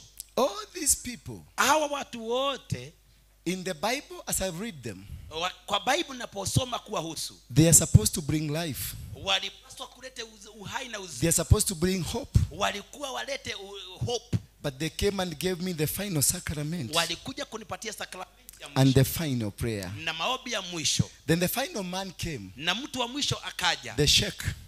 Akaja. And he did. Na akafanya hivyo. In a hill. Ila laha. Akasema maneno haya. Ila la akbar ama. Akasema maneno ya Kiislamu. That he has released me. Ameniachilia. To go. Niende. Then finally, Jogona came. Jogona akaja. To show me how I will go to the machine. Venye nitaigia kwa mashini ni nyongwe. I told Jogona. Nikamwambia Jogona. We gui. We shaitani. Shetani tu. Dirakua. Nisikufi mimi. Remember the president. Kubuka president has said I have to die. amepitisha lazima nife. The judge, Naye jaji hakimu, I have to die. amepitisha nife. The sheikh, Naye sheikh, bye bye. amesema bye bye. The pastor, Pastor amekuja pale, bye bye. amesema bye bye. The father, Father akaja, bye bye. akanipa sakramenti. Mr. Jogona, Mr. Jogona a akaja, happy man, mtu ambaye alikuwa na furaha, because he is going to get money atapata pesa za kuninyonga after killing me. baada ya kuniua. I told him, Gemwera I am not dying. nie ndigukua. Tell your neighbor I am not dying. Ilo shomulika nitie ndigukua Tell ni. your neighbor I am not dying. Mwambie jirani yako mimi I am sitakufa. not dying. Sitakufa mimi. I told Jogona, Nikamwambia Jogona, in 3 months from today, miezi mitatu baada ya leo I will buy your coffin. nitakununulia saduku ya kukuzika. In 3 months from today, Miezi mitatu baada ya I leo will buy your coffin. nitanunua saduku lako ama jeneza. He laughed at me. Akacheka sana. Utanunua ukiwa maiti. Okogora we mokuo. I told him, Nikamwambia, over the blood igoro rya thakame, of my grandfather, thakame ya General Waroinge, General Waroingi, and the blood of Mau Mau, na thakame ya Mau Mau, the blood of Kemathi, thakame ya Kemathi, I am not dying. nie ndigukua. I wish I knew Jesus. Koroni doi Jesu, But all in all, no ni atiriri, he came. niokire na itamui makasakada. Remember when I was peeing, wakati nilikokuwa na puu kwa I ndoo, mentioned Jesus nikamtaja Yesu, and he heard me. akanisikiza mie. All what you need, Kenye unahitaji it is that one mention. ni utaje tu jina hilo, He will keep you in a record somewhere. atakuweka kwa rekodi mahali. When the time of need comes, Wakati wa hitaji utakapokuja, he will remember that time you called him. atakumbuka siku ulipomuita. As I climbed up there, Nilipokuwa nalia kule juu, as I climbed nilipoinuliwa juu to the machine, mashini ile, I stood at the machine. nikasimama kwa mashini, I remembered again, nikakumbuka tena, and I told Jesus, nigira Yesu, save me. honokia Yesu moyo wangu. Inside, Ndani ya moyo wangu, I say, Jesus, gira Yesu, save me. honokia. And then Jogona was ready, Jogona a very happy man, mundu ali mukenu muno ni that maundu. now finally Na dakika yake higanda, the person that has disturbed us, aliyetusumbua mno, the leader of Mogeke sect, kiongozi wa Mogeki, now this is a time atafa leo. we are changing him. Tutamuchinja leo. But inside myself, Lakini ndani yangu, I had mentioned Jesus for the second time. Jesus save me. And I told Jesus, Nagira Yesu, I might not know you, nokoro dikowe Yesu, but save me. no kia tudagothaitha. Then they put me on the machine, Wakaniweka kwa mashine, and they put a rag wakaweka ki mask kwa kichwa on changu, a black one, ile ya nyeusi tu, and a robe was put around my neck. na kiguo kikawekwa juu ya shingo yangu. Then I was told to place my 2 legs Nikaambiwa kwanza nijisimamishe vizuri. this way. Hivyo nimesimama. Then there were 2 mabatis, Kulikuwa na mabati mawili. and these mabatis, when they press a button, Mabati ilipowekwa button, will just drop down inside. nitagushwa tu ndani ya ile mabati. The 2 mabatis will drop inside this way. Mabati itagushwa tu namna hiyo. Then I will sleep. Nitalala. Then the robe will hold me. Na ile kifungo kitanishika kwa koo. Jogona was down there, Jogona akiwa kule chini, and the head of prison was down there to sign na kiongozi wa prison yuko pale ndio aweke sahihi and to do everything na kuweka sahihi za kila aina, that I've gone. na kwamba nimeenda. Then a judge is there Na jaji alikuwa pale to witness kuwa kama shahidi, the man has gone. mtu huyu ameenda. Then they counted 9, 10, 9, 8, 7, 0. Wakahesabu hivyo, Then they pressed. wakabless bala moja. Instead of a machine dropping the mabatis, Badala ya mashini iangushe mabati, the machine came up. mashini ikajuu. Celebrate Jesus. And that is the end. Huo ndio ulifanyika mwisho. And that is the end of the conviction. Hivyo ndivyo ikawa mwisho wa haya matanga. The Lord does not allow them to redo it again. Mungu hata ruhusu. And you are set free immediately. Na umewekwa huru.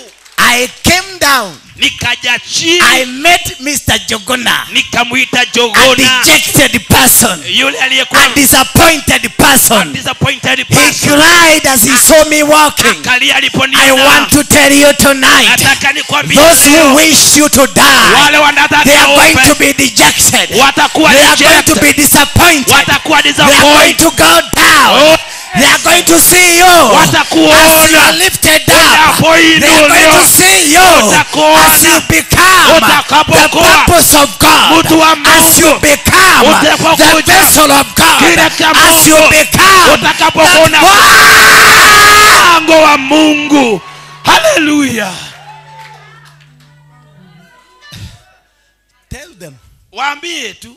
Tell them. Waambie. With their chariots. Look here. Look here. Angalia hapa. I don't know if you can see it. Angalia hapa. This is the Jordan.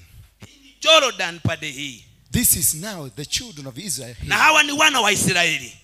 And this is the Jordan. Na hii ni Jordan mbele yao. They have to vuka up the other side. Wanapaswa kuvuka ngambo nyingine. And behind them. Na kule nyuma ya the Egyptians. Wale wa Misri. They were much stronger. Wako na uwezo. Much well organized. Wako organized. With battalions. Wakiwa na wapiganaji. Kill them. Wanataka kuja kuwaua. Then Moses was told by God. Akaambiwa na Mungu. Just lift. Inua tu. Just lift. Inua tu. I don't know whether you are getting me. Sijui kama unanielewa. Just lift. Inua tu. Don't do anything. Tugekio doge. Just lift it up. Inua tu. Yes. Inua. Just lift. Inua tu. Inua. And the water will separate. Na maji itagawanyika. Just lift. Inua tu. Just lift. Inua tu. Just lift. Inua tu. Just lift. Inua tu. Lift your Jesus. Yes. Lift your Jesus. Inua Yesu. Lift your Jesus. Inua Yesu. Lift your Jesus. Inua Yesu. Inua Yesu. He just lifted. Akainua. Then it hit a stone. Akaguza tu maji. And the water. Nao maji. Formed a wall. Ikatengeneza ukuta mkubwa. God works in mysteries. Kayara eka maono na hivyo. He caused confusion to the enemy. Akafanya kuchanganyikiwa kwa maadui. Because they never expected them to cross over. Hawakufikiria watavuka ngambo. And God caused some confusion into them. Naye Mungu akasababisha wao wachanganyikiwe. Instead of rushing to go and fight them, badala ya kwenda kupigana wao, God caused them to delay. Nao wakadelay. They delayed for whole night. Wakadelay the whole night. As they were mesmerized. Walipokuwa na because they were mesmerized. They were mesmerized. They could not see how are these people crossing there. How are they crossing? Instead of attacking them, they sat and watched, asking, how are these people crossing? Your enemies, they will watch you as you cross. They will watch you as you go. They will watch you as you go.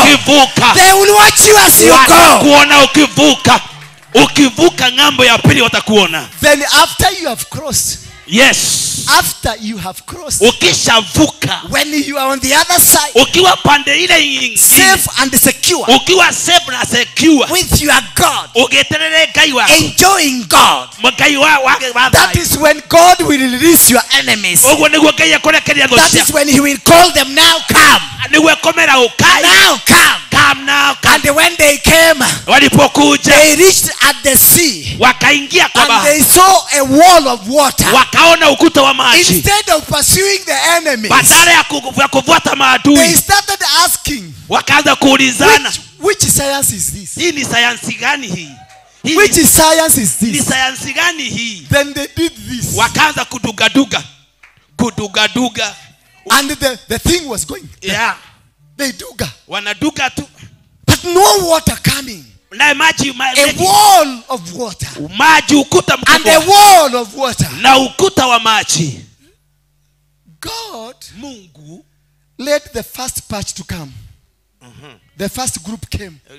Group ya kwanza ikaja. And because God wanted to finish them, na Mungu alikuwa na makusudi ya kuwamaliza, he made the one to start now understanding the science. Wakaanza kuangalia sayansi hii. As the other people were coming. Kama wale wengine walivyokuwa wanafanya. And all of them came. Na wote wakaingia. With their chariots. Na magari zao. They entered na farasi wakaingia. They got inside. Wakaingia wote. God waited. Until nobody was left. Until nobody was on the other side. Then he caused the water to come together. This God is an amazing God. He will cause them to come. He will cause them to come into the trap. God will trap your enemies for you. God will trap your enemies for you. Don't fight them. Don't be mesmerized. Don't be bothered with them. He will cause them to get into your trap. And the waters will swallow them. Hallelujah. Atasababisha waingie kwa mtego wako. Amen. After a few minutes, baada ya dakika chache, he saw the chariots wamebeba alone in the water, moving. Dead bodies. Yes.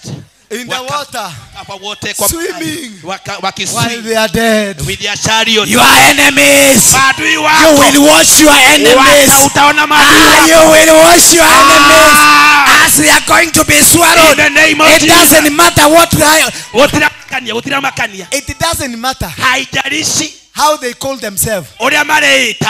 It doesn't matter whether they are prophets, whether they are angels, as long as they are enemies of God, they are going to be destroyed. Yes. Jesus. Kwa jina la Yesu. Maadui wetu watakuwa fruited. Na muende nyumbani. Kwa jina la Yesu Kristo. Mumebarikiwa. Muli aladhime ni gai. Muli aladhime. Hallelujah. Amen. Mwambie. Put hiyo kitu. Weka hapo. Hiyo tulikuwa tunasoma. Weka hiyo tunasoma. Oh yes. Exodus. Quickly. 14. Ama nikuje hapa utuambie kama wewe ni wa hao. So Moses stretched out his hand. Musa akanyosha mkono wake kwa over the sea. And the sea returned. Naye maji ikarudi. There is a song we do. Kuna wimbo tutakao ufanya. Wako kwa gai. Wimbo unasema. Who knows that song? Wako kwa gai. The Mokolino fly. Yes. Wako kwa Jehova kwewe laini. Hallelujah. Weka hiyo tusikie. Weka hiyo tusikie kama mnajua. Quickly wacha kutulingia. Weka haraka. Yes. Simama na miguu yako. Amuka. Simama na miguu yako.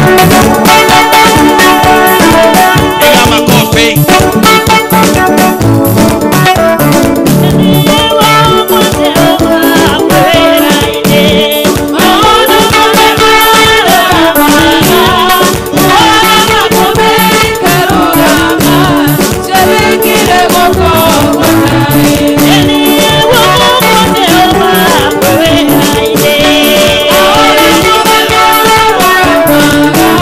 Oh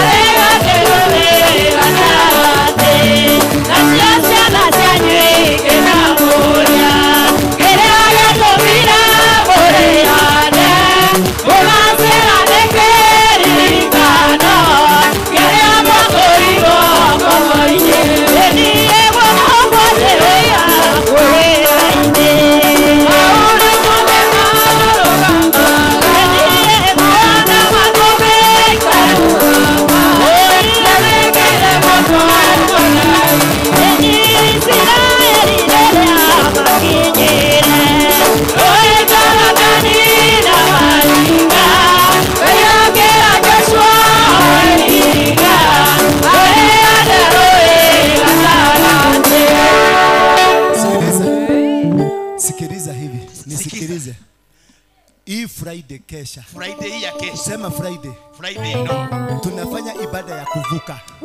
Amen. Tunafanya ibada ya nini? Ya kuvuka. Mungu amenipatia mudhegi. Yes. Ya kugonga hiyo jiwe. Oh yes.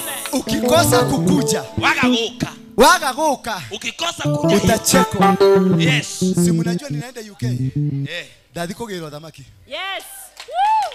Hallelujah. Amen. So on Friday hii ni ibada ya kuvuka.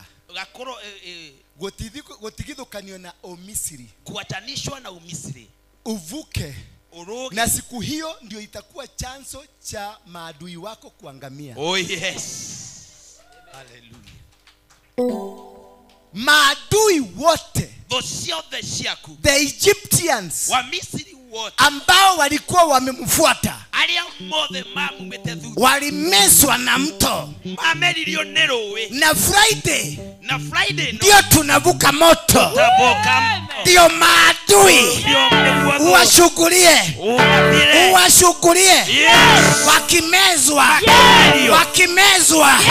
na moto, wakimezwa na Mungu mwenyewe. Tulikuwa Murang'a, mtu anaitwa Yesu. Yes. Huyo mzee sio muda moko akasema hatutafanya, akasema hatukafanya. Tukakuja hapa tukasema tumevuka mto, na yeye akamezwa.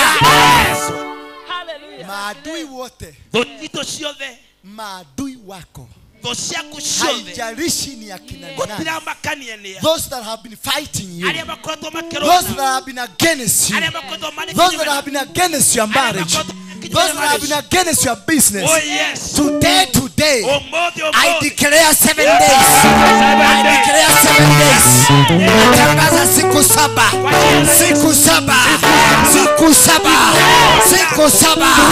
za kuvuka,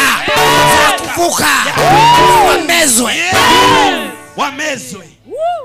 After we have tukivuka, I will anoint you. And you will eat the sacrament. I will anoint you and then eat the sacrament and drink the wine. Nitakuletea Muratina. Amen. You will drink the altar wine. Mama Maria, Mama Maria, utulete altar wine. Wende wabia mfea kupatia. Hiyo haikuwa ya mfea. Haikuwa ya mfea. Nilikuwa huko Moscow. Na nikaenda mpaka pale Yesu alizungumzia Peter. Mahali kunaitwa St. Petersburg. Hauniho. Wakaiba wakapeleka Rome. Sai lazima pope aondoke. This is the last pope. Oh yes. This is the last pope. Huu ni wa mwisho. This is the last election. This is the last pope. This is the what? Election. Na nyinyi wa Gikuyu. Na nyinyi wa Gikuyu. Mungu akiwaambia, akiwaletea mtu mumwambie bye, wacheni ujiga. Amen. Amen. Amen. Mutikage olimo. Wacheni hiyo mambo ya ujiga. Mutigeke. Ndoreke mundu okewe bye. Kamukamuona lingi. Eneke mwikaraga ate. Amen. Bwana Yesu asifiwe sana. Amen. Kwa hivyo on Friday hii. On Friday. This Friday. I wish I knew. Ningeweza kulala hapa. Ningetamani nianze kulala. Nisichelewe. Ndiko And those people watching us from abroad. Na wale wanatuona kule. Watu wa UK, watu wa wapi? UK. Pasaka tunakula na nyinyi, watu wa UK. Amen. Na mimi nakuja kukula pesa yangu. Yes. Unamoigwa? I'm coming there. I'm not coming to preach. Yes. I'm coming to eat my money. Yes.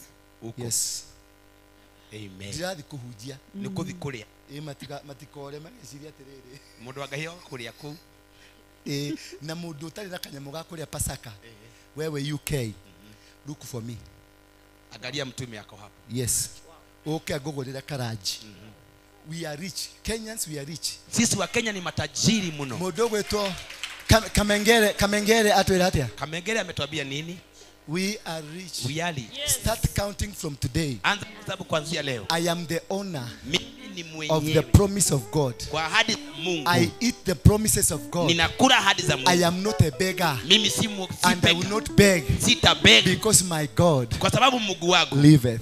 anaishi. Bwana Yesu asifiwe sana. Bwana ni awoshwe. For those who want to send their offering and Wale sacrifices wataka kutuma sadaka zao na online people, online people, kuna tithe and the offering. The pay bill number is 247247. The account number is 935-035. amen. Thank you. God bless you. Amen. Sasa nataka tuinue mikono yetu juu. Hakuna iguru. Turudishie hiyo. Sijui anatoa kwa nini.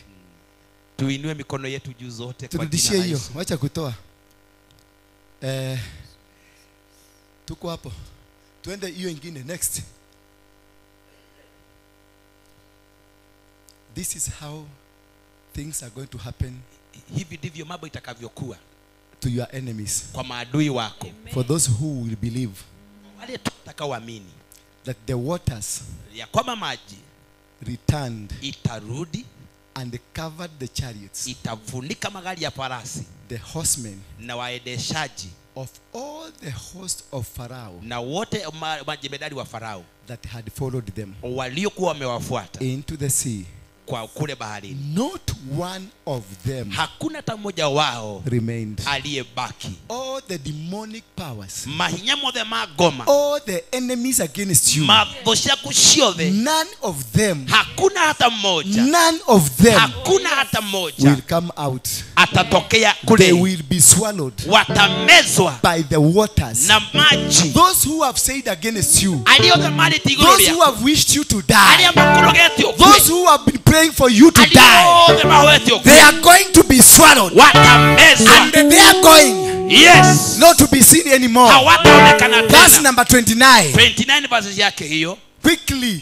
kwa haraka. But the people of Israel, Na wana wa Israeli, I don't know whether you know this. sijui kama unaelewa I hii, don't know whether you have seen this. sijui kama umeona Can we hii. read together? Tusome And I pamoja. want to see which of you. Nataka But the people of Israel, wana wa Israeli, repeat after me. But the people of Israel na wana wa Israeli walked on the dry ground through the sea, kupitia the waters being the wall, maji kawa to ukuta them on their right pande ya and on their left. na pande ya Number kushoto. 30. Thus the Lord Hivyo ndivyo Bwana saved Israel that day today from the hand from of the Egyptian, kwa Wamisri and Israel na Waisraeli saw the Egyptians na Wamisri dead on the shore.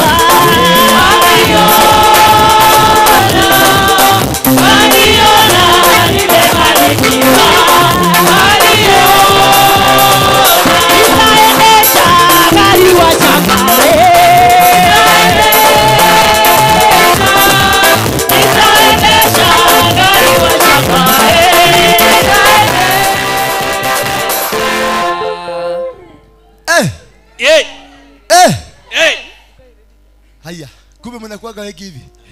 Asalala. is great. Bwana Yesu asifiwe sana. Amen. You are blessed. Wewe mradhime. Mungu wa mbinguni awabariki. Ya mradhime. Let's meet all of us here on Friday. We are going to make some declaration. Yes. Siku hiyo ndio Muthegi itakuja. Muthegi. Sema Muthegi. Muthegi Ndio itakuja. Na siku hiyo mtaona kitu itafanyika, dunia yote itashangaa. Bwana Yesu asifiwe sana. Amen. Na itafanyika dunia mzima. Amen. Na watu wataona. Oh yes. Sasa wewe ni shauri yako, wewe usitumalizie oxygen. Unapanua mdomo wako. Baka nasikia temperature zimebadilika hapa. And now may the grace of our Lord Jesus Christ and the love of God and the fellowship of the Holy Spirit be with us now and forevermore. Amen, Amen. and amen. Amen. May God bless you as we wait for the next service here, deliverance. For those who came for deliverance, please wait for me. Nitarudi hapa saa 10 kamili. Please, you can have your lunch somewhere. A cup of tea. Na kama unajua kununua lunch, hata mimi unimunibaie lunch. Sina, mnajua tu maisha yangu venye inakuaga. Muniletea tu nikule hapa. Nisikie niko na nguvu. I love you guys. I love you guys. Thank you. May God bless you. Amen. Thank you. Bethel Clouds TV, empowering lives.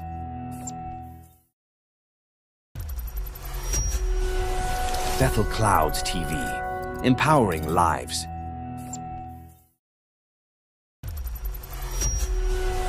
Bethel Clouds TV, empowering lives.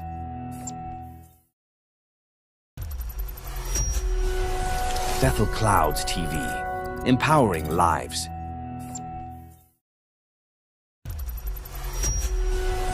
Bethel Clouds.